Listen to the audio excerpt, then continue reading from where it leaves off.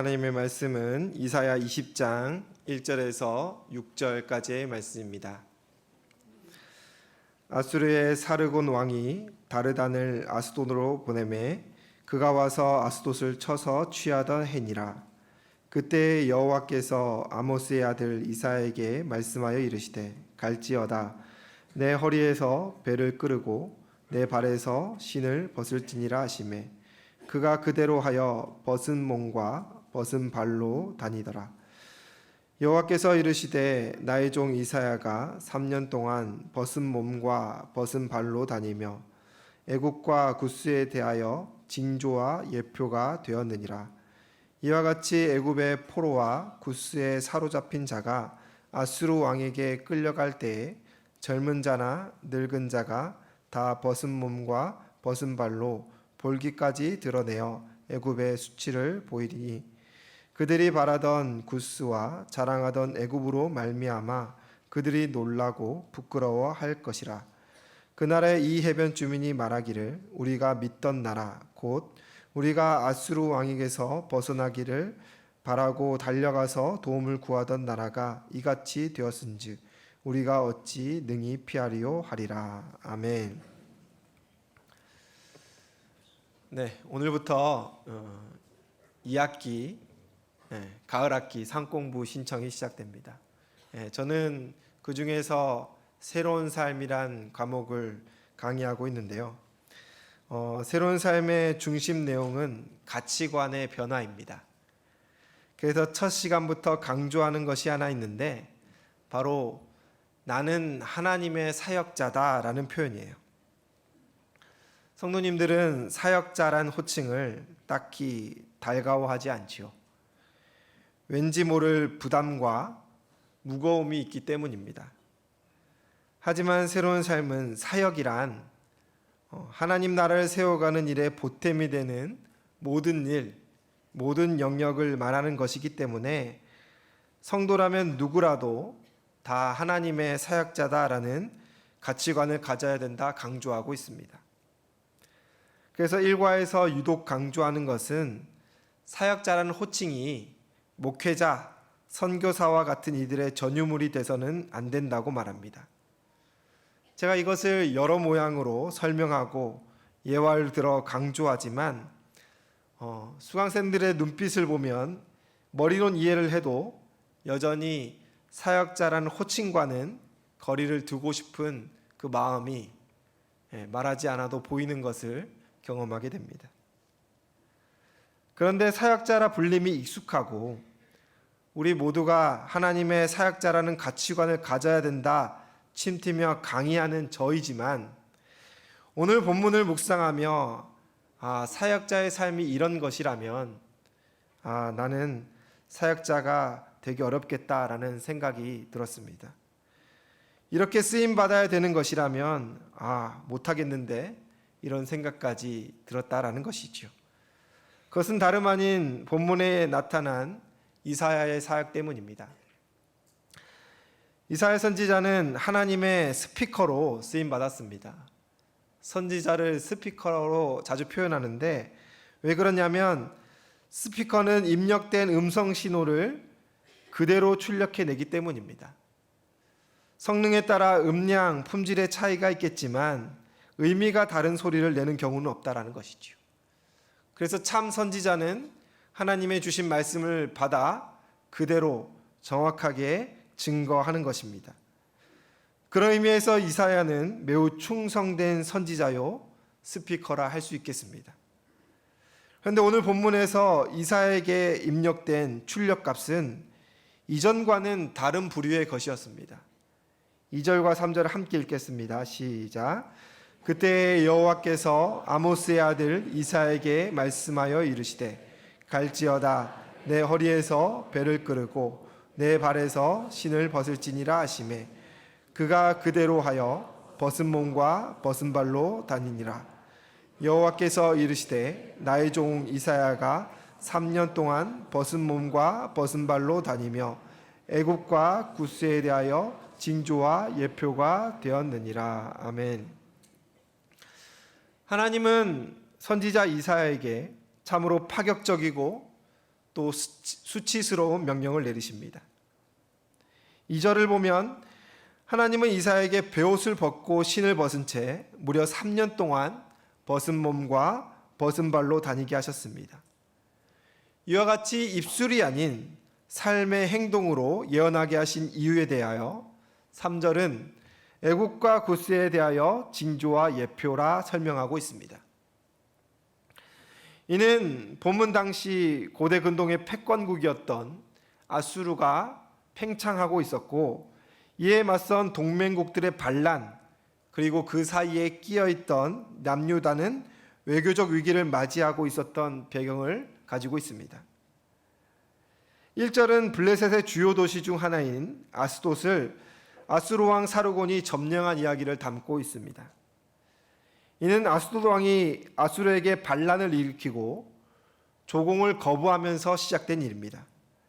그 뒤에는 애굽 구스 왕조가 있었는데 주변국을 부추겨 아수르에게 반란케 하고, 애굽은 추후에 아수르와 대항하여 싸워 이길 계략을 가지고 있었다라는 것입니다.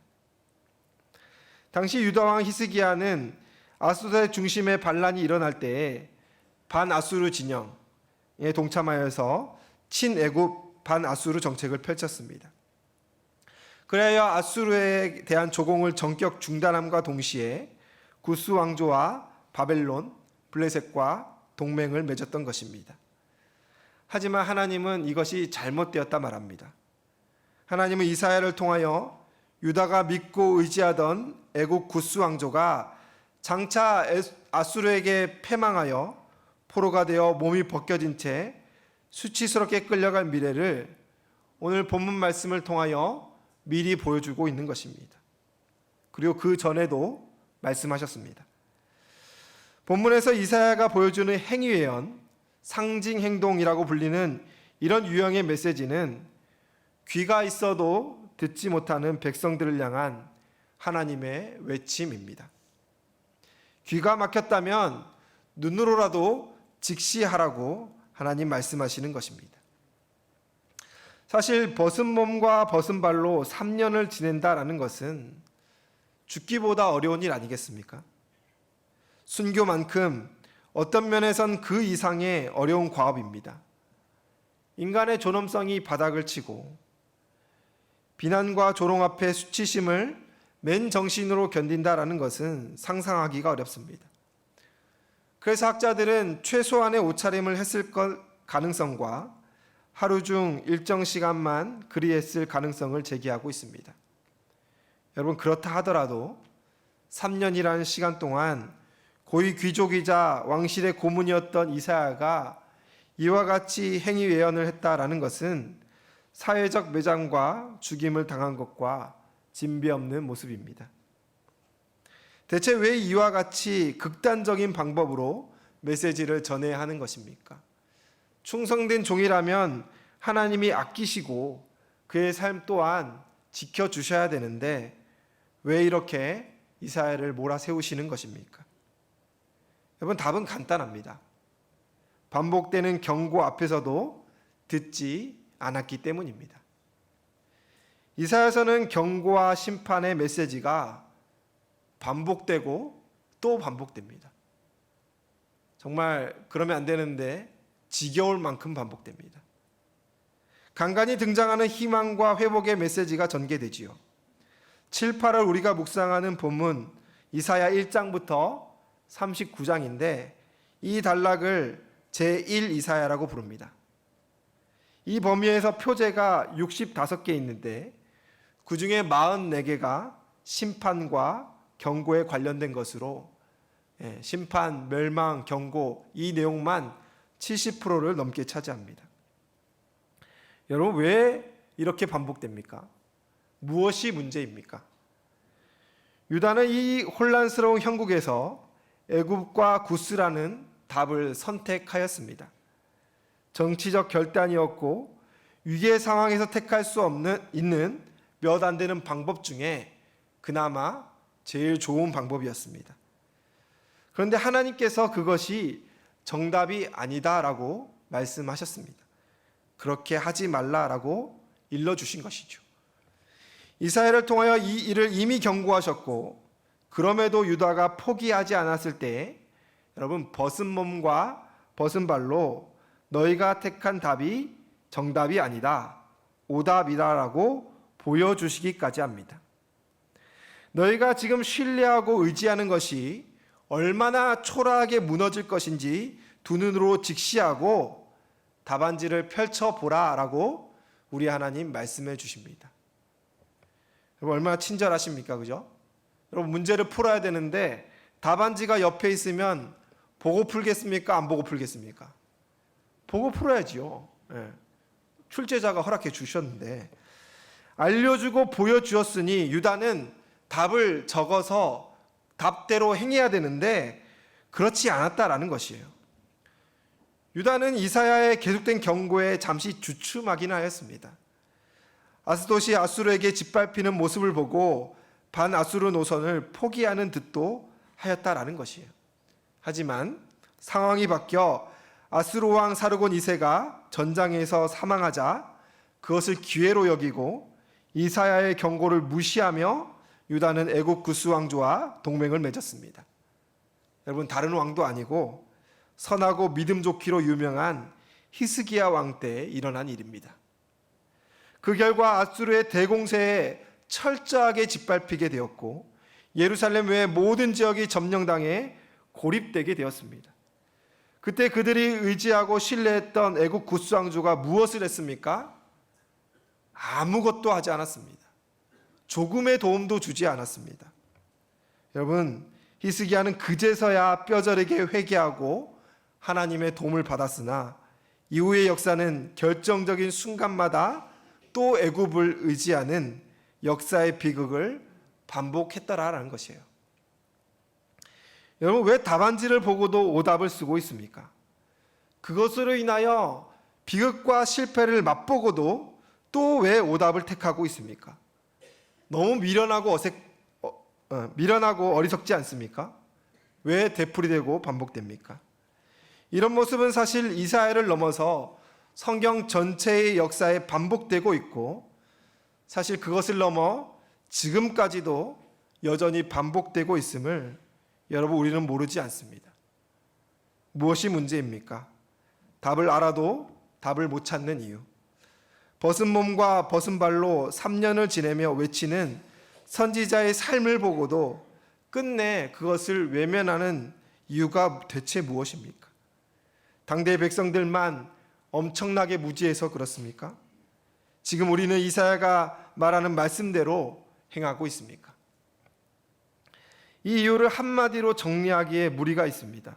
저도 참 고민을 많이 했는데 그나마 제가 찾은 것은 바로 적당함 때문입니다. 하나님과 그의 백성의 관계에 있어서 이 적당함이라는 벽이 이 어리석은 역사를 반복하게 하더라라는 것이에요. 여러분, 사실 적당함이라는 표현은 나쁜 표현이 아니죠. 매우 좋은 표현입니다. 사전적 의미는 정도에 알맞아 지나치거나 모자라지 않은 상태를 말합니다. 균형을 유지하고 유연한 조절을 할 수 있는 아주 좋은 표현이지요. 우리의 삶의 영역에서 적당함은 대부분 긍정적인 효력을 발휘하게 됩니다. 근데 여러분, 이 적당함이 관계에 적용될 때에 매우 끔찍해지게 됩니다. 생각해 보십시오. 여러분, 적당한 관계가 얼마나 불쾌한 관계인지를 여러분은 모르지 않습니다. 적당한 우정 생각해 보세요. 적당한 효심 여러분 받아들일 수 있습니까? 적당한 모성애, 적당한 사랑. 방금 나열한 관계를 추구하고 난 그거면 된다라는 분 계십니까? 우리는 관계에 있어서 적당함을 받아들일 수 없습니다. 물론 그래야만 하는 별것 없는 관계도 있겠지만 특별히 사랑하는 이와의 관계에 있어서 적당함을 추구하는 것이 얼마나 끔찍합니까? 만약 여러분의 배우자가 이처럼 말한다고 상상해 보세요. 여보, 나 오늘 진지하게 생각을 많이 해봤는데 하루 종일 고민해봤는데 나 진짜 당신을 적당히 사랑하는 것 같아. 절대 조금 사랑하는 것 아니야. 진짜 엄청나게 적당히 사랑해. 옆집 아줌마랑도 비교해보고 우리 회사 김대리랑도 좀 비교해봤는데 그것보다는 훨씬 더 적당히 사랑하는 것 같아. 내 마음 알지? 그러면 가서 따뜻한 밥상 좀 가져와봐. 이렇게 말하면 여러분 밥상이 나옵니까? 안 나옵니까? 따뜻한 밥상이 나와요? 따뜻한 따귀가 나오게 됩니다. 여러분, 군대에서 불문율처럼 통용되는 말이 있는데 그것이 뭐냐면 중간만 해라라는 거예요. 중간만. 중간이 주는 안정감과 유익이 있기 때문이에요. 너무 과하지도 않고 모자라지도 않을 때 군생활은 꽤나 무탈하게 지낼 수 있기에 이런 말이 통용됩니다. 그런데 하나님은 이스라엘 백성들, 그의 자녀들을 한 번도 적당히 어중간하게 사랑하지 않으셨는데 이 유다 백성들이 신앙생활을, 하나님과의 관계를 군생활하듯이 적당히 어중간하게 한 것이에요. 그들을 애굽에서 건져내셔서 구름기둥과 불기둥으로 지키시고 때마다 만나를 먹이시며 물이 없다 할 때에 반석에서 물을 내시고 고기가 먹고 싶다 하면 하늘에서 메추리를 내려주신 이 하나님께 그들은 적당히 어중간하게 사랑의 관계를 맺어갔음을 우리는 꼭 기억해야 합니다. 여러분, 중간에 서서 하나님이 진노하시면 하나님 쪽으로 잠시 돌아서는 듯하다, 잠잠해지면 또 반대 길로 행하는, 그러면서 하나님의 백성의 호칭과 모양새는 결코 포기하지 않는 적당함을 유지함이 그 백성, 그 자녀들에게 있었습니다. 하나님의 말씀은 지나치다 여기며 눈치 보고 눈에 띄지 않으려는 방어 기질로 행했습니다. 온 나라에 회개 운동이 일어나면 옷을 찢고 수염을 밀며 얼굴을 무릎 사이에 넣고 애곡하다가 시간이 지나면 또 이방의 우상들, 향락을 쫓아 행했던 것이 바로 유다 백성들, 이스라엘 백성들 아닙니까? 하나님은 그들에게 끊임없이 말씀하십니다. 세상과 나를 견주지 말라고, 다른 도움을 구하지 말라고, 눈앞의 것을 취하지 말라고. 내가 너의 하나님이니 내가 너를 가장 잘 알고 너의 어떤 큰 문제도 나보다 크지 않다 말씀하여 주십니다. 허나 적당함에 가로막힌 그들은 귀가 있어도 듣지 못하고 눈이 있어도 보지 못하였습니다. 그런 그들을 향하여 우리 하나님, 누가 나를 위해서 갈까 탄식하셨습니다. 이사야가 주님, 제가 여기 있사오니 나를 보내소서 하므로 이사야가 그들 앞에서 예언하였지요. 이사야는 백성들이 듣지 않을 것을 알고도 삶을 들여 전하였습니다. 기득권을 내려놓았고 자녀들의 이름을 노략, 남은 자로 지어야 될 만큼 삶으로 내어들어 평생을 다해 하나님께 헌신하였습니다. 오늘 본문에서는 주님이 하라시니 벗은 몸과 벗은 몸으로 예언하기까지 하고 있습니다. 이것이 적당하지 않은 신앙이에요. 이 벗은 몸과 벗은 발이 의미하는 바에 대하여 6절은 다음과 같이 말하고 있습니다. 같이 한번 읽어볼까요? 시작. 우리가 믿던 나라 곧 우리가 아수르 왕에게서 벗어나기를 바라고 달려가서 도움을 구하던 나라. 성도 여러분, 유다에게 있어 애굽 구스 왕조는 믿던 나라였어요. 믿던 나라. 그들은 하나님도 믿고 애굽도 믿어 겸하여 섬겼습니다. 그러니 그들의 신앙은 하나님 관계를 적당할 수밖에 없었다라는 것이에요. 두 마음을 품으니 어찌 하나님과 온전한 관계를 맺을 수 있겠냐는 것이에요. 여기서 가장 큰 문제는 그것으로 충분하다 여긴 것입니다. 그들은 적당한 신앙이 잘못됐다 생각하지 않았습니다. 이것이면 넘친다라고 여긴 거예요. 왜 그렇습니까? 그들은 형식으로 드려지는 제사에 열심을 내었기 때문이에요. 절기를 어긴 적도 없었고 관습에 열심을 내므로 이방 민족과 비교함으로, 특히 북이스라엘과 비교함으로 그들은 나 정도면 괜찮지라는 생각을, 충분하지라는 생각을, 충분을 넘어 지나치다라는 생각까지 하였다라는 것이에요. 그렇다면 우리는 어떻습니까? 사랑하는 성도 여러분, 우리는 정말 이들과 다릅니까? 이들과 달리 신앙하며 하나님과 전심으로 관계를 맺어가고 있습니까? 아니요, 그렇지 않은 것 같습니다. 어쩌면 우리는 어떤 시대보다 적당히 신앙하고 있지요. 시대의 흐름에 따라 환경이 요구하는 대로 남들 하는 만큼만 신앙하면 충분하다 여기고 있지 않습니까? 혹자는 말합니다. 그것은 적당한 신앙이 아니라 현대의 트렌드라고, 세련된 신앙이라고. 여러분, 과연 그렇습니까? 구약의 하나님, 신약의 하나님이 다르고 현대의 하나님은 더 달라서 당대의 백성들을 향한 경고는 지금 우리와 상관이 없습니까? 이사야의 벗은 몸과 벗은 발은 우리 시대에 아무 말도 안 하고 있는 것입니까? 그런데 우리는 왜 외면하고 있습니까? 믿음의 기준이 시대의 발전을 따라 퇴보해서 하나님 외에 다른 것을 쫓고 겸하여 섬김이 허락된 그런 유연한 시대를 우리는 살고 있는 것입니까? 여러분, 그렇지 않습니다. 하나님은 그의 백성 간의 관계에 있어서 단 한 번도 적당함을 허락하지 않으셨습니다. 왜냐하면 하나님은 우리를 적당히 사랑하지 않으시기 때문입니다. 하나님이 우리를 적당히 사랑하셨다면 예수 그리스도를 이 땅에 보내실 이유가 없으시지요. 예수님이 우리를 적당히 사랑하셨다면 십자가의 수치와 고통을 삼으사 우리의 죄를 속량하실 이유가 추워도 없다라는 것입니다. 여러분, 그런데 우리는 왜 하나님을 적당히 사랑합니까? 말씀을 정리하겠습니다.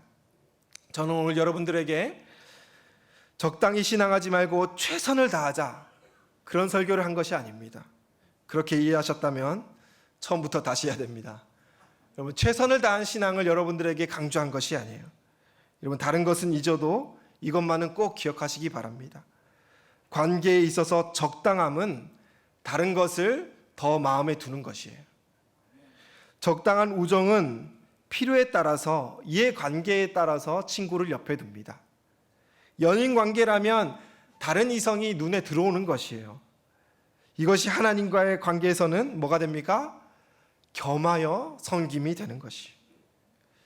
그런데 이 겸하여 섬김을 다양한 말과 논리로 우리는 포장하고 합리화한다라는 것입니다. 그 중에서 가장 많이 드는 핑계가 뭡니까? 시대와 환경을 탓하는 거예요. 다 그렇다는 것입니다. 요즘 이 정도는 다 한다라는 것이에요. 지금 이 시대는 예수님이 겸하여 섬기지 말라 하신 돈이 왕노릇하는 시대입니다. 자녀들의 세대는 죄악의 편만함을 문화라는 이유로 여과 없이 흡수하며 겸하여 섬기고 있습니다. 우리 자녀들이 교회를 다니고 신앙하는 것이 아니라 부모님 때문에 부모님께 효도하는 마음 셈치고 다녀주고 신앙의 모양새만 갖추고 있는 것이 우리 자녀 세대에 번지고 있어요. 이 상황을 두고 대다수가 그저 시대와 환경을 탓하고 있습니다. 남유다도 마찬가지입니다. 아수르가 치고 내려오는데 나라의 존망이 달려있고 목숨이 왔다 갔다 하는 상황에서 강대국과 정치적 외교를 맺는 것이 당연하지 않냐라고 합리화하고 있습니다. 상황을 탓하고 있습니다. 그런 그들을 향하여 하나님은 이사야의 벗은 몸과 벗은 발로 그들이 믿고 의지하는 것의 헛됨과 초라함을 보여주고 있습니다. 여러분이 겸하여 섬기고 있는 것은 벗은 몸과 벗은 발과 같은 것입니다. 아무런 의미가 없습니다. 여러분들이 정작 필요할 때에 애굽이 유다에게 아무것도 하지 않은 것처럼 여러분들에게 아무런 유익이 되지 않는다는 것을 꼭 기억하시기 바랍니다. 여러분, 무엇을 겸하여 섬기고 있습니까? 우리의 자녀들은 또 무엇을 겸하여 섬기고 있습니까? 이 시대에 우리가 믿던 애국과 구스는 무엇입니까? 이 질문들 앞에 시대와 환경을 탓하지 마시기 바랍니다. 제가 앞서 딱이 예화를 말한 것은 웃자고 한 말이 아니에요. 여러분, 진짜 배우자에게, 사랑하는 자녀에게, 여러분들의 부모님에게 적당히 사랑한다라는 말을 들을 때 얼마나 여러분 비참하겠습니까? 아주 안 사랑하는 것은 아니니 괜찮다 하시겠습니까? 저는 그런 관계라면 차라리 끊어내는 것이 낫다라고 생각합니다. 그런데 우리 하나님께서 그 마음을 포기하지 않으시고 이사야의 벗은 몸과 벗은 발로 그 백성의 마음을 돌이키려 하셨습니다. 하물며 예수 그리스도를 이 땅에 보내주셔서 죽기까지 우리를 사랑하심은 당최 이해할 수 없는 사랑임을 여러분 꼭 기억하시길 소원합니다. 그런 하나님 앞에 적당함을 버리고 겸하여 섬김을 버리고 전심으로 나아가 하나님과 관계하는, 전심으로 주님을 사랑하는 저와 여러분 되시기를 주님의 이름으로 축원합니다.